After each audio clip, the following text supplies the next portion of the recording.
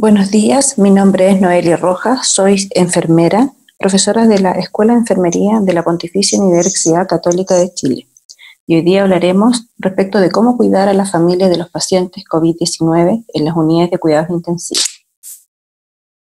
Para introducirnos en el tema, no podemos dejar de señalar que, como bien sabemos, China fue el país que reportó el primer caso COVID-19 en diciembre pasado. Y hoy el mundo vive una pandemia sin precedente en que el número de contagiados aumenta en todos los continentes. La información de nuevos casos y de personas fallecidas se actualiza permanentemente. Sabemos que hay más de 2 millones de personas contagiadas en todo el mundo y más de 119.000 personas fallecidas. Sabemos además que del total de personas que se contagian por este virus, un 10% presentará síntomas severos y un 5% requerirá ser hospitalizado en unidades de alta complejidad. ¿Cuál es el impacto que la hospitalización en una unidad de cuidados intensivos tendrá para estos pacientes? Será motivo de estudio en los próximos meses. Por lo pronto, debemos preocuparnos no solo de cuidar a los pacientes que ingresen graves a las unidades de cuidados intensivos, sino también de acompañar y cuidar a las familiares de los pacientes COVID-19. Para poder hablar sobre cómo cuidar a los familiares de los pacientes que hospitalizamos hoy día en las unidades de cuidados intensivos con diagnóstico de COVID-19, tenemos que remontarnos a qué dice la literatura respecto a cuál es el impacto que la hospitalización en general tiene en los familiares de cualquier paciente que ingresa a un hospital. Sabemos que desde el momento en que se diagnostica una enfermedad cuyo tratamiento va a requerir un ingreso hospitalario, tanto el paciente como sus familiares o los cuidadores primarios van a verse implicados en un proceso durante el cual pueden experimentar importantes alteraciones emocionales. En este contexto, entonces, los objetivos de esta presentación son que podamos reconocer cuál es el impacto que la hospitalización en la UCI tiene para la familia del paciente crítico, que conozcamos el impacto que la hospitalización en una UCI tiene para la familia de un paciente crítico COVID-19, y que identifiquemos algunas recomendaciones para otorgar un mejor cuidado a las familias de pacientes críticos COVID-19. La hospitalización en una unidad de cuidado intensivo supone que una enfermedad aguda y grave ocasiona un gran impacto en el paciente y su familia. En ocasiones, el paciente es un adulto que se encuentra en un buen estado de salud, que recibe un insulto inesperado que pone en riesgo su vida y que lo hace ingresar a una unidad de alta complejidad. La familia cumple un rol fundamental en la recuperación de los enfermos hospitalizados en general, y en particular en los pacientes críticos. Si revisamos las investigaciones que se han llevado a cabo respecto del efecto que tiene la hospitalización en una UCI, tanto a corto como a largo plazo, podemos encontrarnos con que, en el corto plazo, los familiares de los pacientes críticos desarrollan síntomas de ansiedad, estrés, desesperación y depresión. Y en el largo plazo, hay dos situaciones que están claramente descritas. El síndrome post-UCI, que se refiere a un estrés postraumático que puede presentar la familia de un paciente crítico desde el ingreso del familiar a la UCI hasta un año posterior a la alta hospitalaria. Y el duelo complicado en familiares de pacientes fallecidos en UCI, que también ha sido largamente descrito en la literatura en los últimos años. ¿Qué elementos de la hospitalización en una unidad de cuidados intensivos provocan estos altos niveles de ansiedad y de estrés? Algunas investigaciones han profundizado en la identificación de los denominados estresores en una unidad de cuidados intensivos, los que se han agrupado en tres grandes dimensiones: el ambiente, la condición del paciente y la comunicación entre el equipo y la familia. Cuando hablamos del ambiente nos referimos a las características físicas del ambiente que rodea o que está presente en una unidad de cuidados intensivos. El tipo de cama, las barandas, la movilización que tiene el paciente en una cama, los monitores, los ventiladores mecánicos, las bombas de infusión, los sistemas de soporte, el sistema de aspiración que rodean al paciente cuando se encuentra hospitalizado en una unidad de cuidado intensivo. Todas estas son características de la infraestructura que generan ansiedad en el familiar cuando éste visita al paciente crítico.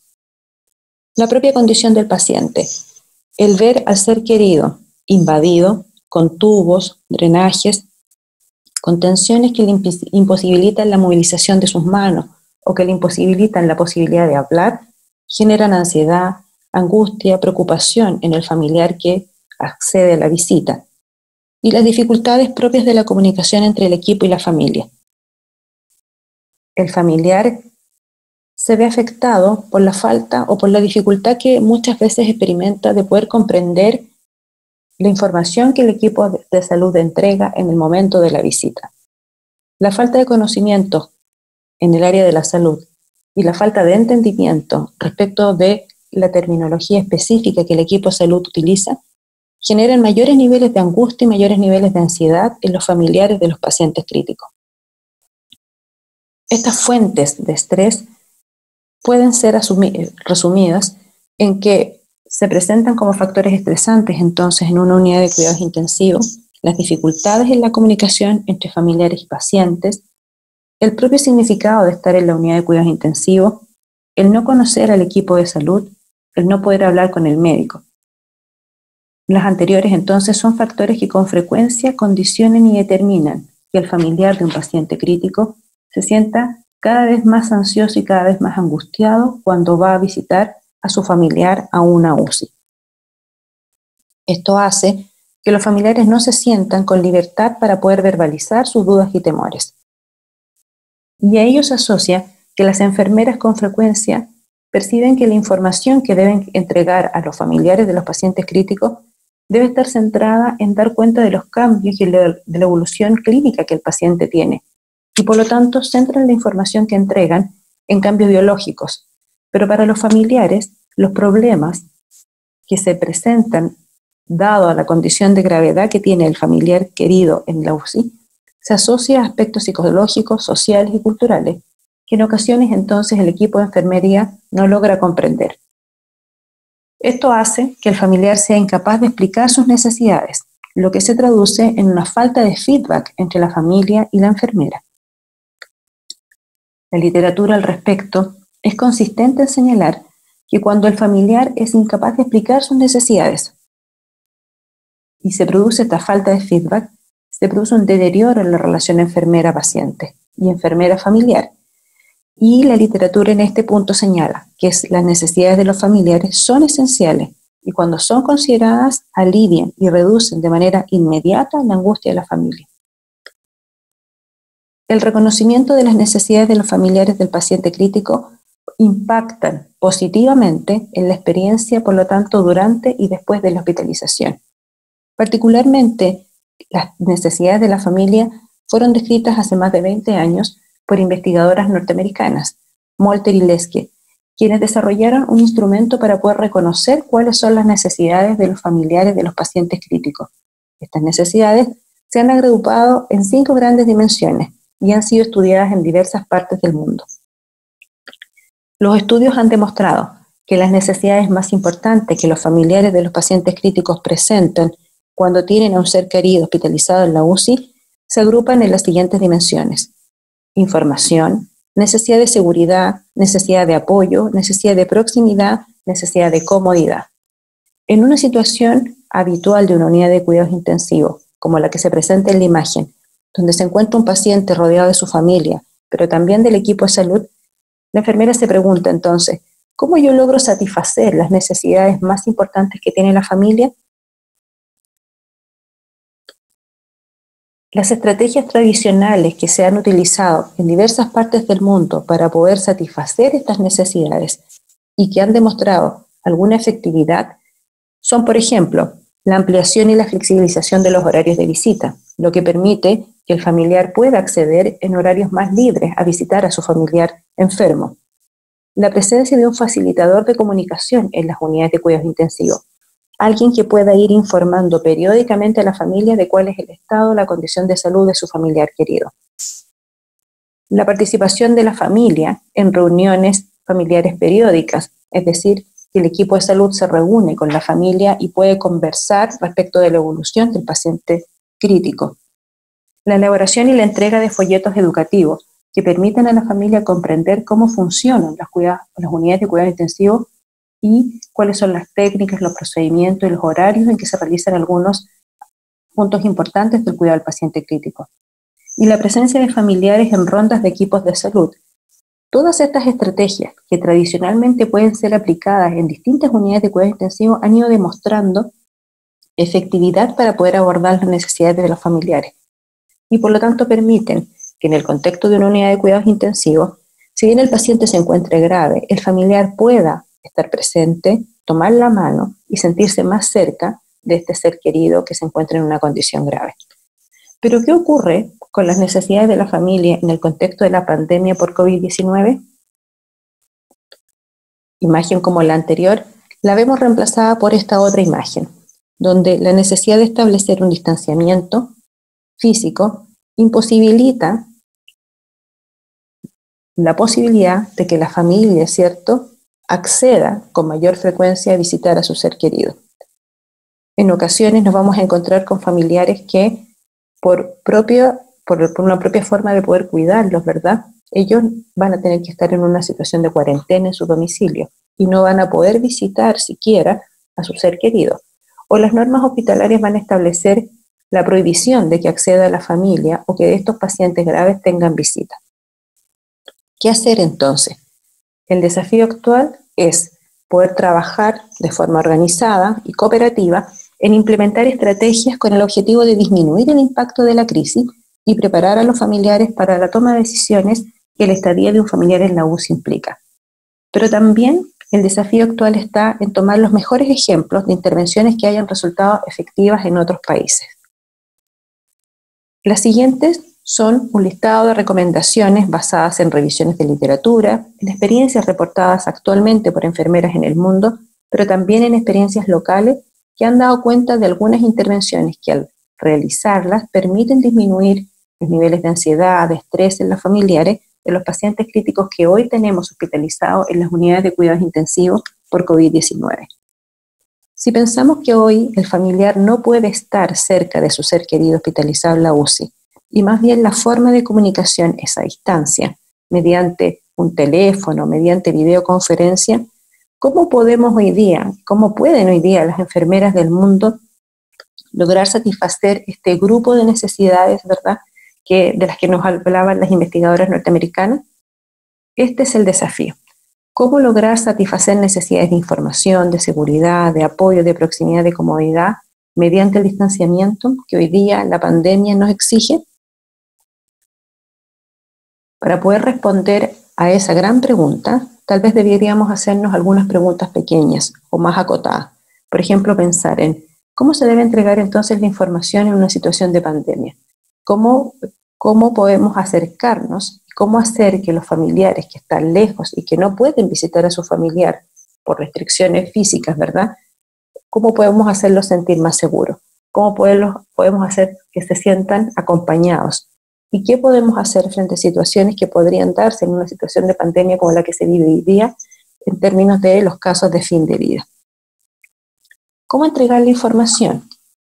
Para poder entregar hoy día la información a la familia y disminuir sus niveles de ansiedad, las recomendaciones apuntan a, en primer lugar, identificar un familiar responsable en el grupo familiar. Alguien que pueda asumir el rol de ser el familiar con el que el equipo de salud se va a comunicar permanentemente para poder entregar la información. Ya sabemos entonces que lo más probable es que el grupo familiar más cercano del paciente que tengamos hospitalizado en la unidad de cuidados intensivos no va a poder acceder a la unidad de cuidados intensivos porque va a estar teniendo sus propias medidas de protección, realizando una cuarentena preventiva, por ejemplo. Por lo tanto, es importante que al interior del grupo familiar se identifique a alguien que será quien recepcione la información que el equipo de salud desde el hospital entregue. Sin duda que una de las segundas estrategias más importantes es poder entregar información, por ejemplo, de una manera bien sencilla a través de la vía telefónica. Los familiares, si pensamos en términos generales, en condiciones basales, no en una situación de pandemia, la familia ya vive niveles de ansiedad y altos niveles de estrés derivados de la propia condición de que el paciente se encuentre en una UCI. Imaginemos el nivel de estrés y de ansiedad que pueden estar experimentando hoy esos familiares. La recomendación entonces es entregar información vía telefónica, siempre. Identificar también en el equipo de salud un interlocutor que esté previamente definido. Se sabe que con frecuencia en la visita familiar es el médico el que entrega la información. En una situación excepcional como la que viven las UCI hoy en el mundo, podría ser el médico el que entregue la información, pero no está exento de que sea otra persona propia, parte del equipo de profesionales que trabajan en la UCI, el que realice esta entrega de información. Tener horarios claramente definidos, conocidos y respetados, para que se establezca esta comunicación.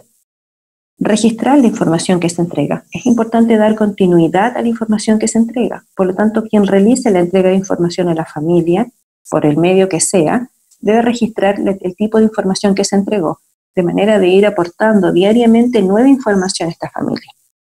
Y dar espacio a la familia para que tenga oportunidad durante el día para llamar a la unidad, siempre y cuando la unidad cuente con un equipo que en el fondo pueda responder las llamadas de estos familiares que están en sus casas.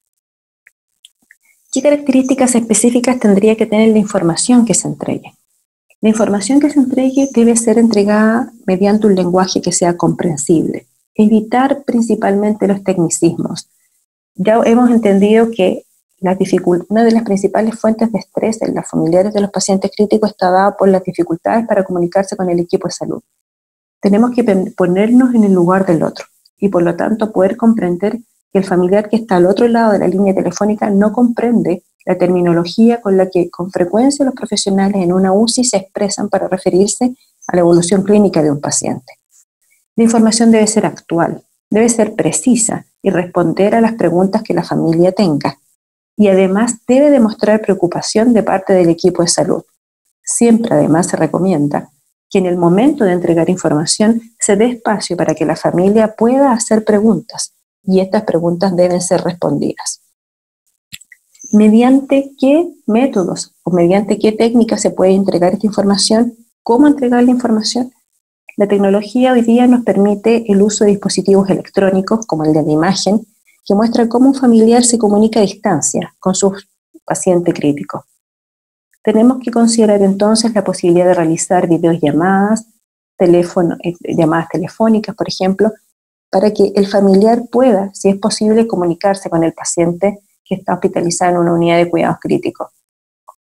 Tener presente en este momento que esto se trata de un espacio de encuentro entre el paciente y su familia, y por lo tanto el rol del profesional en una situación de encuentro como esta debe asumir un rol más bien secundario, ser un nexo entre el paciente y la familia. ¿Cómo hacer que esta familia que está lejos se sienta más segura? Algunas recomendaciones se relacionan con, por ejemplo, practicar la escucha activa. Cualquiera sea el medio de comunicación que se utilice, el profesional debe dar cuenta al paciente y a la familia, particularmente en este caso, de que se le está escuchando activamente, de que se está comprendiendo cuáles son las necesidades que ellos tienen, se está intentando entender el lugar y la posición en la que ellos se encuentran, y el equipo de salud que tiene la posibilidad de ver y de observar al paciente crítico debe ser capaz de transmitir a través de este medio de comunicación una escucha activa. Ser honestos en la entrega de información. Dar espacio para la expresión de sentimientos de temor y de angustia o de otros sentimientos que el familiar puede expresar durante una conversación. El equipo de salud y quien sea el interlocutor del equipo de salud debe dar el espacio para que este familiar exprese sus propios sentimientos de preocupación y demostrar empatía. Ponerse en el lugar de la familia que está lejos y que no puede ver a su ser querido. ¿Cómo acompañar? Tener presente entonces que, como lo hemos conversado, en una situación de pandemia como la actual, los familiares pueden verse imposibilitados por una restricción de visita total que la institución de salud establezca o porque ellos mismos se encuentran en una cuarentena obligatoria. La recomendación entonces primera es seguir las normas sanitarias establecidas por los organismos nacionales pero también internacionales y desarrollar protocolos locales que consideren dos aspectos esenciales. Primero, que establezcan si va a ser posible tener visitas de familiares a la unidad de cuidados intensivos, cuál será la frecuencia y cuál va a ser la duración de la visita. Y también establecer protocolos que consideren qué familiares van a poder acceder a esta visita. Por ejemplo, establecer que los grupos de riesgo o las personas que han tenido síntomas de enfermedad definitivamente no van a poder ser aquellos familiares que visiten al paciente en la unidad de cuidados intensivos. Estos protocolos entonces deben ser conocidos por los familiares una vez que los pacientes se hospitalicen en las unidades de cuidados intensivos. Si el familiar puede acceder a realizar una visita de su paciente en la unidad de cuidados intensivos, entonces velar por la correcta aplicación de medidas de prevención de contagio. Esto es, la adecuada utilización del lavado de manos, la adecuada utilización y retiro de elementos de protección personal, como las mascarillas, los guantes, los delantales, y el establecimiento del distanciamiento social recomendado. Además, de acuerdo a las características de la familia, establecer entonces que a lo mejor la forma más sencilla de comunicarse con el paciente de esta familia va a ser utilizar algunos dispositivos electrónicos que la familia puede dejar en la unidad de los pacientes, si es que el paciente puede comunicarse para poder hacer un llamado telefónico, por ejemplo. Dejar en las unidades de los pacientes algunos objetos alusivos a la familia, por ejemplo, fotografías, dibujos de los niños menores, cartas de los miembros de la familia que permitan establecer y mantener el contacto con el ser querido, grabar videos o audios que el personal de salud pueda presentar y mostrar al paciente crítico en una etapa posterior ya de recuperación, leer cartas que los familiares hayan entregado, hayan hecho llegar al equipo de salud para su paciente grave en la unidad de cuidado intensivo, y desarrollar folletos informativos por parte del equipo de salud que pueden ser entregados a las familias con información precisa respecto de cómo funcionan las unidades de cuidado intensivo, cuáles son los horarios en que los familiares pueden llamar y cuáles son las vías de comunicación que se van a establecer. Pero además, podría ser preciso que esta familia requiera, como ya hemos conversado, algún tipo de apoyo psicosocial importante o algún contacto incluso con algún guía espiritual o religioso que pueda canalizar de mejor manera los síntomas de angustia, de ansiedad o de estrés que la familia está viviendo producto de la lejanía de su ser querido. Por lo tanto, las intervenciones que se implementen para poder satisfacer las necesidades de acompañamiento, de apoyo, de cercanía de los familiares de los pacientes críticos deben estar ajustadas a las necesidades de apoyo y de proximidad particulares de cada familia y haberlas conversado previamente con ellos. Particularmente ahora, ¿qué hacer frente a los casos de fin de vida? Como hemos dicho, un porcentaje menor, pero no despreciable, de pacientes COVID-19 podrían llegar a una instancia de extrema gravedad que los ponga en riesgo de vida y que incluso los lleve a una etapa de fin de vida. En estos casos, entonces, se debe tener presente la situación particular de cada país y los marcos regulatorios vigentes. En los países en general existen normas legales, judiciales, sociales, establecidas por los ministerios de salud o por los gobiernos locales que determinan cómo son implementadas las intervenciones en el caso de pacientes que están en etapa de fin de vida. Es importante que en el marco de estas recomendaciones ministeriales o gubernamentales más amplias, se desarrollen protocolos que favorezcan el cuidado y el acompañamiento de pacientes y familiares al final de la vida, de manera de poder acercar al paciente a su familia, aun cuando se encuentre en el contexto de una pandemia como la que hoy día se vive. Para ello es importante que los protocolos establezcan claramente cuándo se inicia un proceso de fin de vida, en qué condiciones, cuando un paciente se encuentra en una etapa de fin de vida. Pensar en estrategias que permitan, aun cuando el paciente se encuentre en un estado de fin de vida o en un proceso de fin de vida, pensar en estrategias que favorezcan el contacto del familiar con el paciente. Si no es posible que la familia acceda a la visita de este paciente que va a fallecer, entonces favorecer el contacto, por ejemplo, mediante una videoconferencia, siempre y cuando la familia así lo desee. Proveer al familiar de la posibilidad de tener un acompañamiento de acuerdo a su propio credo. Si la institución de salud cuenta con personal que pueda cumplir esta función, darle la oportunidad a la familia entonces de poder acceder a este beneficio. En el caso de que la familia, como se ha mencionado, no tenga la posibilidad de acceder a esta última etapa para poder acompañar a su ser querido, entonces indagar al interior del equipo de salud qué personal del equipo de salud podría estar dispuesto a acompañar a este paciente en sus momentos finales de vida y clarificar a la familia que el paciente en todo momento estuvo acompañado, de manera de dar cuenta de que su ser querido vivió esta última etapa de su vida acompañado de un profesional de la salud. En algunas instituciones también diseñar algunas intervenciones asociadas con condolencias institucionales que puedan ser enviadas y recepcionadas por los familiares posteriormente al fallecimiento de su ser querido. Tener presente además de que en muchos países los pacientes establecen a priori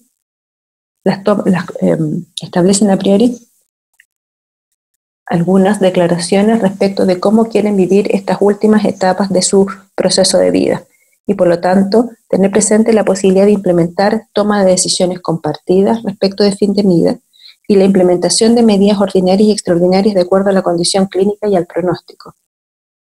Se recomienda que previo al ingreso de los pacientes a las unidades de cuidados intensivos, el equipo de salud pueda conversar con los familiares hasta qué punto y hasta qué nivel se llegará en el avance y en la implementación de medidas ordinarias y extraordinarias de soporte vital, de manera que los familiares puedan tener claridad de cuál ha sido la evolución y hasta qué punto va a ser apoyadas sus funciones vitales con medidas ordinarias y extraordinarias. Y establecer precozmente, desde el ingreso de un paciente a la UCI, como lo recomienda la literatura, la presencia en todo momento del equipo de cuidados paliativos, que pueda ir discutiendo en conjunto con el equipo de la UCI y la familia la posibilidad del inicio o el retiro, la mantención de los sistemas de apoyo de las funciones vitales. Para ir terminando, y a modo de conclusión, como bien señalamos al inicio de esta presentación, desde el momento en que se diagnostica una enfermedad cuyo tratamiento va a requerir un ingreso hospitalario, tanto el paciente como sus familiares o cuidadores primarios se ven implicados en un proceso durante el cual pueden experimentar importantes alteraciones emocionales. Hoy día, la pandemia de COVID nos pone a las enfermeras en un desafío permanente de cómo trabajar conjuntamente para poder satisfacer las necesidades de los familiares de los pacientes críticos que ingresen a una unidad de cuidados intensivos y que experimenten necesidades importantes asociadas a sus síntomas de ansiedad y estrés. Es de esperar que el trabajo conjunto de las enfermeras en las unidades de cuidados intensivos, junto con otros profesionales del equipo de salud, nos permitan observar imágenes como esta, en que a pesar del distanciamiento social, el paciente puede verse acompañado de profesionales que disminuyen su propia ansiedad, pero que también sean un nexo con su familia y puedan canalizar y disminuir las angustias y la ansiedad que la familia experimenta producto de la hospitalización de su ser querido en una unidad de cuidados intensivos. En el año de la enfermería, el legado de Florence Nightingale sigue vivo, mientras el mundo se debate con la pandemia del coronavirus. Muchas gracias.